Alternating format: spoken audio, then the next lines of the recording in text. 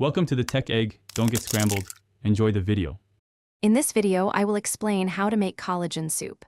First, gather your main ingredients like chicken feet or pork hocks, aiming for about 2 pounds of bones.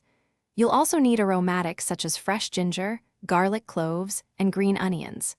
These foundational items are key to building a rich, flavorful broth that's packed with beneficial collagen. Next, blanch your chosen bones for about 10 minutes in boiling water to remove impurities. This crucial step ensures a cleaner, clearer soup. After blanching, rinse the bones thoroughly under cold water. Then, place them back into a large pot with fresh water and your prepared aromatics, ready for the initial simmer. Now, the magic happens. Simmer your soup gently for at least 4 to 6 hours, or even longer for maximum collagen extraction. It's important to maintain a low, steady simmer, not a rolling boil, to prevent cloudiness. Check occasionally and add more water if necessary to keep all the bones fully submerged.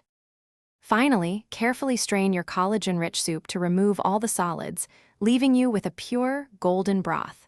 For an even cleaner result, chill the broth completely.